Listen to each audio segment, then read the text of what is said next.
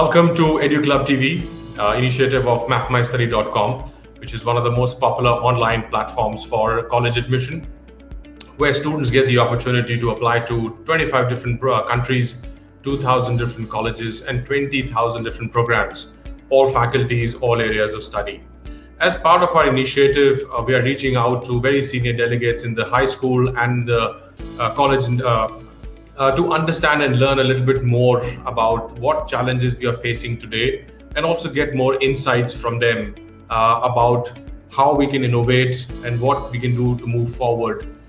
So for this today, we have a very special guest, Ms Shanthi Menon, who's the founder principal for Deens Academy in Bangalore. So I'd like to invite her today. Good afternoon. Good afternoon. Welcome to EduClubTV. Welcome to Map My Study. Thank you. So I wanted to start with you giving us a little bit of intro of the school. I know you're the founder principal, so that must be challenging. You probably had a different view and aspect coming from the education sector, being in the school industry. So can you let us give us a little bit more insight about the school, and how did you bring any new opportunities in the school as a founder principal? So we are about 15 plus years old, and Deens Academy was established at a time when there were not too many CBSE schools in the Whitefield area. So we found instant clientele because it was easy for people to subscribe to the CBSE stream, and therefore we did have a very quick growth and phenomenal growth over I would say about 3 to 5 years. We were in full capacity, and we had to start looking for opportunities of starting a new campus. So that's a quick background about the school. Why we were, or at least I would think that why people started choosing to be with Deens was the center of our philosophy was about everything is about the student. So while I'm sure a lot of schools would talk about the same, but we made it our mission to ensure that we tried to, everything that we did was about giving the children a platform to learn, to grow, to develop, to explore themselves. And therefore, I think, and I have been able to sustain this over the past 15 years, including into my second campus, full-fledged campus that we have on another location close by. So I think that pretty much sums up what Deens Academy is all about. Essentially a platform for children to explore and grow and to, create individuals of themselves through the kind of opportunities that we've been able to give them.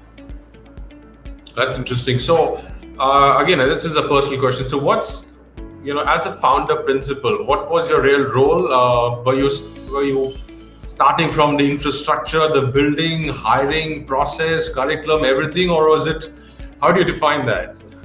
Absolutely.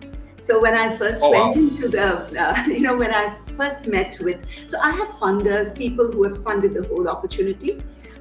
It was their dream to start something which was slightly different from the run-of-the-mill kind of schools in those days. So when I first met with the promoters of the school, we met at their home. There was no building, nothing, no plan at all.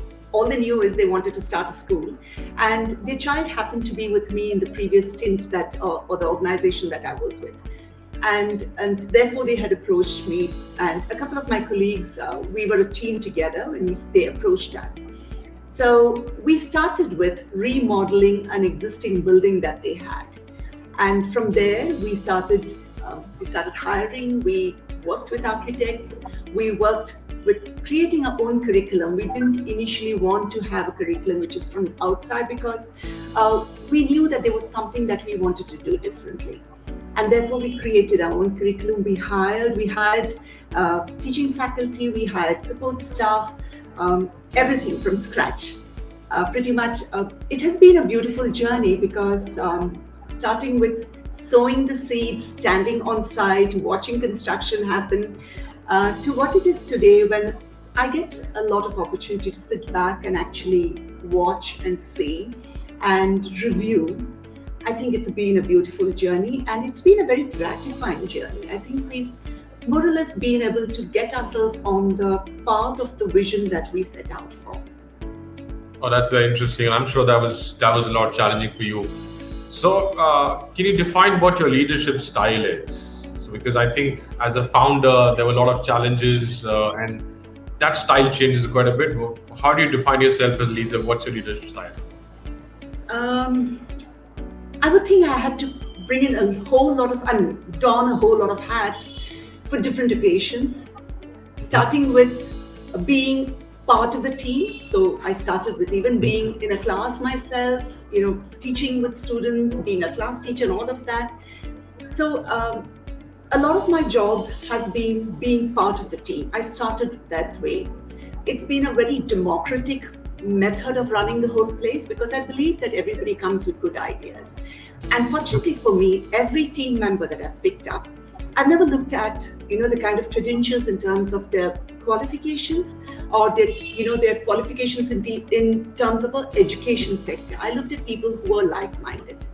So we were able to, bring out the best in each of us, and I looked for strengths. I essentially am the kind who likes to exploit a person's strength rather than, look at a person's weakness. So we worked, I essentially feel it was a very democratic, and it still is, a very democratic style that I have of working at both my campuses. I'm essentially a mentor. I am performance driven. I believe that everybody needs to give their best. But of course, there is a lot that I allow within that. You're allowed to innovate. You're allowed to come in with your new ideas, bounce it all off, work together with strategies, implement it, see how it works. And if it doesn't, we shelve it. So that's the kind of way I've done, worked through many years. Essentially, I think today I stand, in the shadows and I watch. I still am hugely working as a mentor to a lot of my colleagues. I work with their strengths, and then we supplement the gaps that they have in order to deliver what our vision has been. So that's pretty much the style that I've had through the many years. So it's a lot to do with building a good team, I guess, and that's where you progress. Absolutely. Yeah. And it wouldn't work because I don't come with huge credentials or huge backing or any such thing when we started the whole place. Today, I would think that, at least I would like to feel that I've created something that can stay on. There's a legacy that I can leave on, even if I am in the shadows today. And I think that's to do with the kind of empowerment that my team with me has. So look, you had mentioned something interesting, and because it's a new school, 2006, you were the founder, principal, you had a little bit of your own, a little leverage to say how you could develop the curriculum, the culture. So were you able to bring any new opportunity or a different culture to the school when you started this? And if yes, what was it? Okay, so I come from very traditional schooling, workspaces where very clearly there's an educator, there are parents, and there are students. And I firmly believe that unless the three stakeholders are one body, it's not going to work.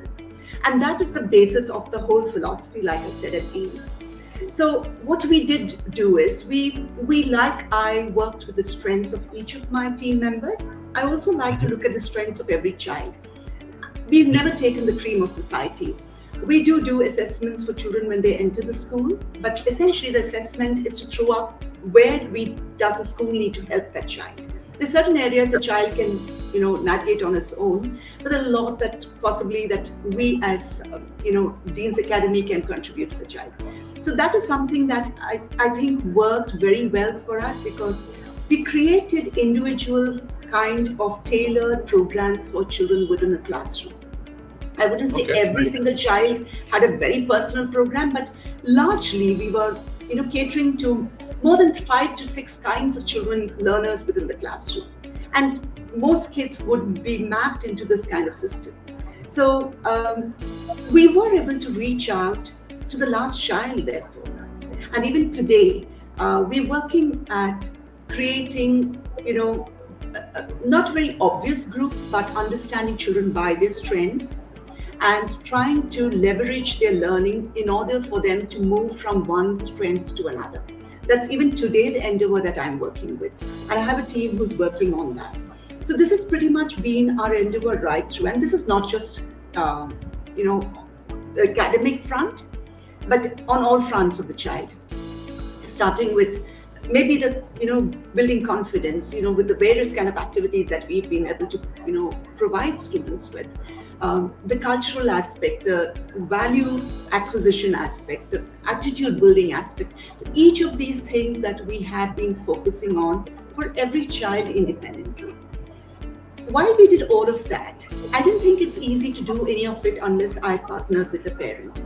So I always believed that, the parents were very closely associated with the school. I've tried to always maintain that kind of relationship with the parent community, with deans. So we get them involved in a lot of things with not just their children. There are a lot of parents who they have an ability to give a lot more to other students too. So they are part of the whole process of, our working at Deens Academy. Yeah, it's important you mentioned that because we see a lot of schools, I especially see in North India, in Delhi, and some schools in Mumbai, probably somewhere in Bangalore. Now, parents have become part of a core group, more like a subcommittee, where they're now, actively participating in the upkeep or suggestions or, maybe other areas. Do you see that at some stage it's also a hindrance, or is it good to be that open? All right, so it comes with its set of challenges. So we include them in terms of they have the ability to give us any amount of suggestions. Right. But it is not very clearly right at the outset. I've always told them that the discretion of implementing it is with the school. For the simple reason that we are not catering to just a small group of children. Now, the parent who gives us a suggestion possibly talks about his own child's need or the need of 5 to 10 children around his own child.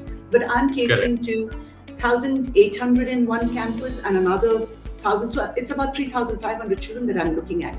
So when we implement something, it has to be workable for all of these children, at least largely.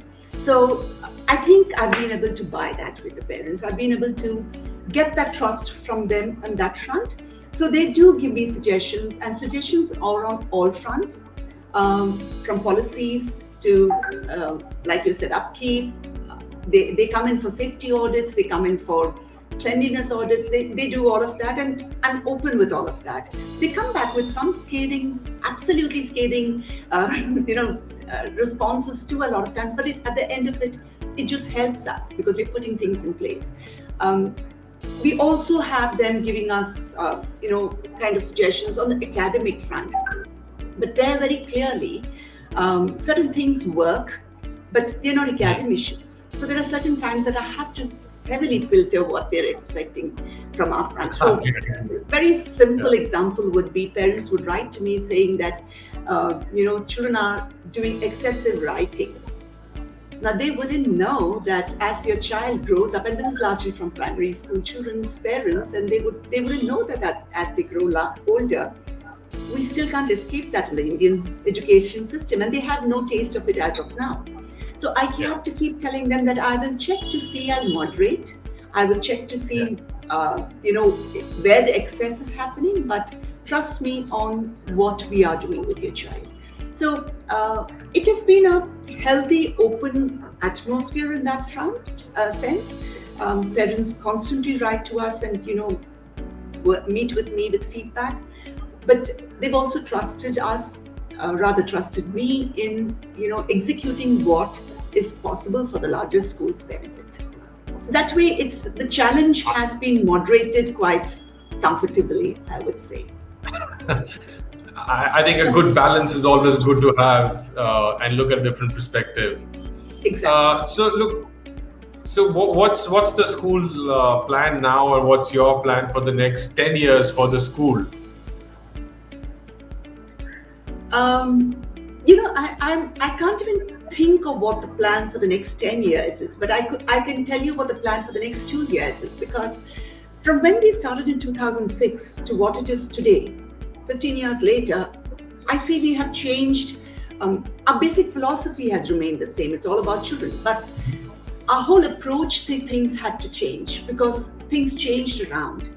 So I can't, like I said, tell you for the next 2 years what our plan is, but I'm certainly not comfortable committing what happens in the next 5 to 10 years. Come what may, whatever the changes in the education system is going to be. I think at the end of it, it's all about, creating the best opportunities for children. I think the foundation for children's education, apart from knowledge acquisition and whatever, technical or, the best pedagogical practices that are available, the basis of all of the education is building value systems, building attitudes, and building readiness in students to embrace change. I mean, today more than ever, we know that they have to be able to be doing that. We know that change is there, but it has never been as on our faces as it is today. So these are things that I think we continue having to focus on. Help them how to grab opportunities, help them how to think on their feet, help them how to explore innovations, and essentially help them how to find happiness. In this system where people are running a rat race, every one of us will deny the fact that, or try to hoodwink ourselves by saying that we are not running a rat race, but we are. I would say I am. I'm constantly trying to get an edge for my school than with the numerous schools which are sprouted around us. But if we stay true to these few things, the basis of education, building the right kind of character for a child, I'm certain we will always be ahead in the game. So I constantly tell children this, anything you want can be Googled, but these are things that you can't Google. You're not going to get it ready-made anywhere. You need to cultivate it and, trust that we are pushing certain things, because at the end of it, there is benefit for you lifelong. So I think that continues to be my game plan, at least for the next 2 to 5 years. That's wonderful. And I think you mentioned something interesting. You really can't, you can Google happiness, but I think it's going to be very different to every individual. Very interesting. So how will you build happiness? I mean, you mentioned how are you able to build that individual happiness aspect for a student where we have so many challenges? And you're right, peer pressure, parent pressure, community pressure, so many things, and it's a rat race. But I think we learn very later in life the meaning of real happiness. Absolutely. So how are you able to build that at the early stage for these? Especially when children innately are happy beings. It's we adults who kill it, I think, sustained effort that we have to kill it for them. And we do this by, a few things. By putting them into the rat race, by giving them false ambitions. If a child is confident about his own strengths, he will always remain happy. Now, the strength doesn't need to be academic marks. So a child who's possibly a very good cricketer finds his happiness in cricket. Allow him to be what he wants to be. So I always believe that, we don't know what the career opportunities are going to be, but allow the child to be confident in what he's able to do. And so that is something that we have tried to make a pattern in the school. If children are only doing a 40% academically, I do meet with parents. I do tell them that, I'm sure your child can move up to 45, but don't kill his happiness with his music or his dance or his cricket or, whatever else strength he has. So I think working on a child's strength gives him the confidence, which gives him the happiness. He knows that nobody can touch him on his strength. And that's where he starts building his innate sense of happiness. I think it has worked a lot with a lot of students. I'm not saying that it worked 100% with all my students, because it's not just one voice from the school, but there are multiple voices. Like you said, societal pressure, peer pressure, all of that is there in a child's thing. But we have to, as educational institutions, start helping a child to find his own strength. Because the minute a child... Sorry. Yeah, so I'm just from what you said, I think it's a lot to do with the outcome when we talk about students, parents, and the school as an ecosystem.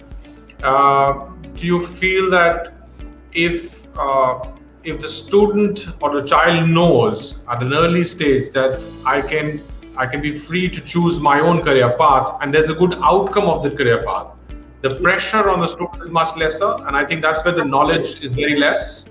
Absolutely. Yeah. And I would think that, there is a huge cognizance on that front from all sides. If you look at what NEP is saying today, it's talking about vocational training as early as grade 9. And children can start choosing subjects from then on. I think that the fact is that people have started realizing that it's better to train children for what they are ready, for what their strengths are, for what their interests are, rather than, train everybody in a kind of rollout method where everybody passes through the science stream and everybody, learns a certain kind of thing. That's not my aptitude. Why am I wasting my time there when I'd be so happy doing something else? And today there is large amount of recognition for different kinds of careers. So careers which are most unheard of, and people are recognizing it and actually giving it its due. So children have also started realizing that it's okay for me to be I might not become world-class cricketer, but if I'm playing today and being happy about it, I can do something on the sports field or sports front a few years from now. So that kind of thing has, at least in the children, that develops a kind of happiness. Now the job is to start working with parents about it. And so that is a huge challenge, but I've already started seeing a change in parents' outlook on that front. People are willing to explore. People are willing to allow children to, take those gap years, decide for themselves, kind of thing, So I think we're going the right way. It will take some time. It's not going to be easy. Yeah, no, I understand that. I think, but there's a massive gap, and I think as Map My Study, we're also trying to fill in that gap and open up the parents and students, because we, in quite a few of my interviews with a lot of school principals and administrators, we realize that a lot of them are going to the science stream. And when I ask them that, why the commerce is as good as this, or even humanities, if I look at globally, humanities is never seen as a low, a low choice of subject. People are not seen as failures who choose that kind of subject. But I know 15, 20 years back, when we were in school, it's, oh, you've got humanities, you may not be smart enough. Well, I was in that boat too, because I've done humanities. And I come from a family which is completely technical, Everybody's an engineer and everybody's a doctor in our family. So wow, okay. So that must have been a challenge for you. So I think we're trying to fill that gap. And I think if, as a school, you can take that responsibility to show that student and that parent a bit of a path to say, look, even if you go commerce or humanities, there's a good outcome, there's a good salary you can get, there's a good career path you can build. I think that's the start point. So Mr. Bhatia, I have a point here. We don't have, so I would say that there are a large number of takers for science, but we have a very large number who have chosen design. That's a path that many of our students are trying to walk through. And this, I would think, is because we started many years back trying to look at getting them towards innovation, towards thinking, differently. Thinking, I would say, out of the box is a cliched, phrase today, but looking at innovation and looking at creative thinking has been part of our whole system. So we have a large number of children who aspire for that space. So we have good number of children who takers for humanities and commerce still today. And a huge number of our students who have gone the design way, even over the last many years. So I wouldn't really, kind of lean towards the science aspect at all from my experience in school. Oh, that's wonderful to hear. So, yeah, but our experience over the last few months of talking to so many senior leaders, and I think it's not their fault. It's a lot to do with the parents trying to drive the kids to that stream a lot more, and that's where the decision happens. Look, how has technology played a role in your school? And I know in the last 18 months, almost 2 years now, we've all used technology in some way. But what is your school's role in that? How have you embraced it? Well, so like any other school, we have adapted to the whole requirement of using technology, but it's not been recent. We're possibly the first school way back in 2006 that we had smart boards installed in every classroom. And at that point, when we were buying this, we knew that the data said that we were the first school to do it. So starting from there, we realized that technology can make learning interesting. It can make a lot of things faster in a classroom, for instance, assessments and things like that. Feedback is another thing that we found technology worked a lot. We also use it a lot to build in a huge amount of life skills. So children are able to research, children are able to present, children are able to talk. So building confidence, research skills, building team skills, all of this came about while we were able to use technology. But I'm a strong contender for the fact that, come what may, there may be technology, but education is holistic. You can't, there is no point where technology can be more than 50% of what happens in a classroom or what happens in education. I would think the finer aspects of life, when I spoke about skill building, building value systems, attitudes, building etiquette, building the ability to make choices, building an ability to stand by one's conviction. These are things that children need to learn through education. I mean, that's what education is all about. Technology doesn't really help us in that to a large extent. I mean, you will have these kind of programs which tells a child to choose, and then it takes you kind of to a system kind of thing. But I don't know if it really engineers a child's mental psyche. And that's where I feel we need to moderate the amount of technology that we use. Our classrooms have changed a lot over the last year and a half, with it becoming more and more student driven kind of thing. So flipped classrooms are always a part of our whole system. We've always had teachers taking classes remotely because, like I said, we have smart boards and we have cameras inside our classroom and projectors and all of that. So, teachers on leave from home take a class and the class is still attending a class, a session kind of thing. All of that has been done, but I still feel that technology did not give the complete education to a student. And therefore, I'm not a great, what will I say? I don't have that huge an affinity for education, technology to be running education. Especially I think we can't take away the emotional connect which we have as teachers with students. You can't take that away. I think technology so far has not been able to do it. Yeah, student to student too. Yeah, student to student too. You're right. I think we learn a lot more through our own engagement with our friends and our students right next, left and right. I mean, I think we can't take that away. It'll be many, many years now. Maybe you never know. Technology might start assessing our mood when we enter a classroom. A face scanner tells you you're in a good mood or a bad mood, and then the computer generates everything for us. You never know. Look, we were touching on a point of teachers. I'm sure when you started, you mentioned you already had technology engraved in the system, so your teachers were already trained with it. Yes. What kind of message would you give to the teachers, or we know that they're a very key team member of our whole system. So for them, was it easier to accept technology at that point? Let me be very honest. I'm not a very techno-savvy person myself. You saw me struggling to log into this whole system. So I have been accommodative, forgiving, and all of that because I always believed everybody could have been in my boat. But I've also been very fortunate because I have had very strong technical support, not just from my teaching faculty, but also from my systems. We have a whole team of people who handle all our systems across our campuses.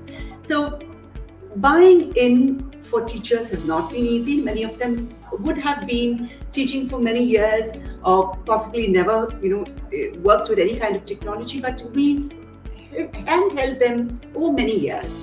We still do. For instance, I in fact had to call my executive assistant just now to ask her what's happening. I'm not able to log in, kind of thing. So we've had those kind of support systems.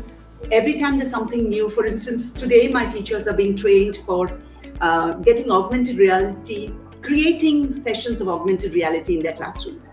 So there's a teacher there's one of my faculty training a group of teachers doing that, and typically Saturdays are meant for teacher enhancement programs. So we've had a couple of cases where they just wouldn't be able to accommodate, but that doesn't mean they don't have their strengths.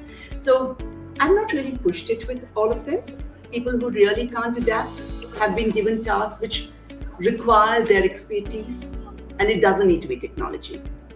So everybody is, fruitfully occupied and has a win-win situation.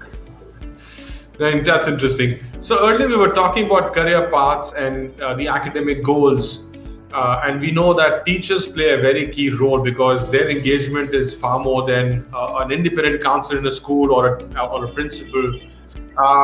Do you think in Deens Academy you have a system, or are your teachers able to guide students or help students through challenges of career, choosing the right career paths? Are they trained for it? Well, so children my teachers are not really trained for helping children with careers. But what I've noticed is over the last years, and this is how we work it out at school, the teachers work with a certain kind of passion, which builds a certain passion in students. So, when you see a very passionate maths teacher, the child starts having an affinity towards that subject. And therefore, right, as a corollary to that, they start exploring that subject a lot more. And then they start pushing the teachers' boundaries a lot more, and teachers start explaining much beyond the syllabus and curriculum and things like that. So this kind of starts, I notice as a pattern from the time they're in early middle school.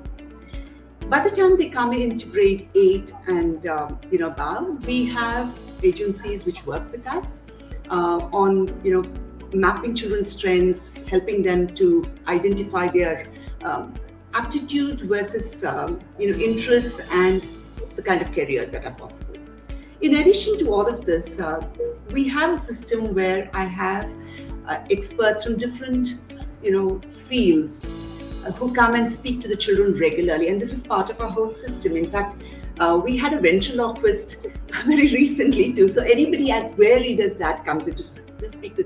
So children get exposed. Essentially, that's what happens. They get exposed to multiple kinds of opportunities and careers that people are part of. And then when they do this kind of 2-3 years course with this career guidance company that we are tied up with, they more or less have I'm not saying 100%, but more or less many of them are very clear about what they're going ahead with. But having said that, again, we have no clue what kind of careers are going to be available 5 years from now. So that's something that we constantly talk to children about. Keep your eyes open for opportunities and keep your mind open to new kind of things that happen your way, because you never know that they might be trained in a certain thing, and 5 years into their careers they feel there's something more interesting and they might just jump. And so the ability to, like I said earlier, the ability to adapt, change, learn is something that we have to equip them with. No, I totally understand. I think the avenues are opening up, career opportunities are opening a lot more, and that's ever changing.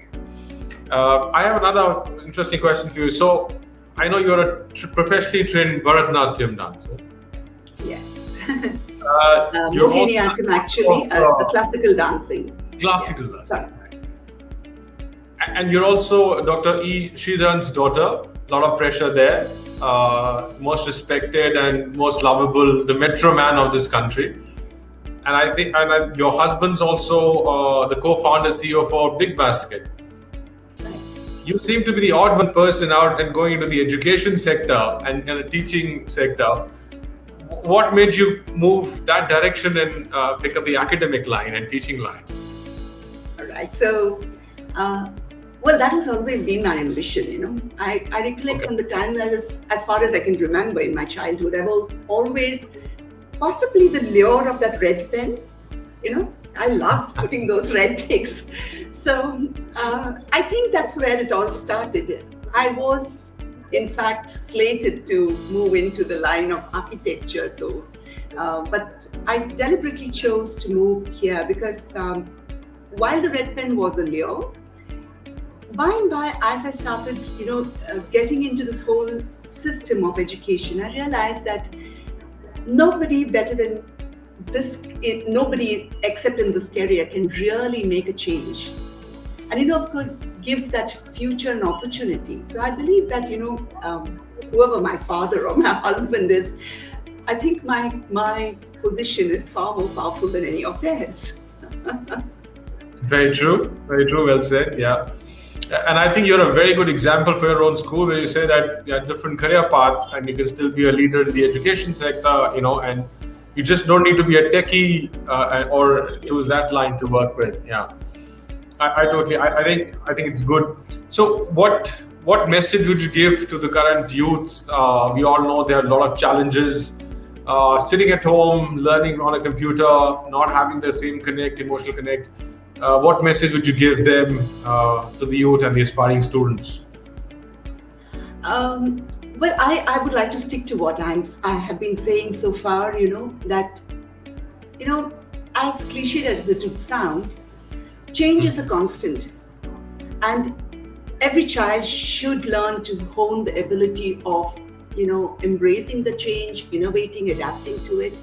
So even while, the pandemic has crippled a lot of children, I find some certain hugely resilient children. They're so innovative. In fact, they help the teachers in the classroom. And that's something I think children should start being aware of, because it's easier for children to adapt and change than we adults are. I would also like to leave this with children that, come what may, your attitude and values will take you far higher than any kind of, fact check paying job that will take you. So you have to cultivate the ability to be happy with what you're doing.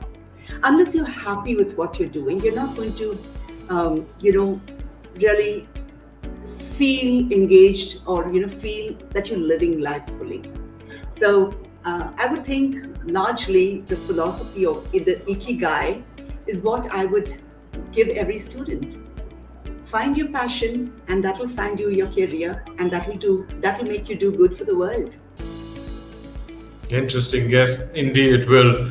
So thank you very much for your time. Thank you very much for sharing your insights today. It was lovely to have you. And best of luck for Deens Academy. I'm sure you don't have big ambitions of opening 5-10 schools, but if you do, I think it'll do wonders for the society and for the children. Thank you very much.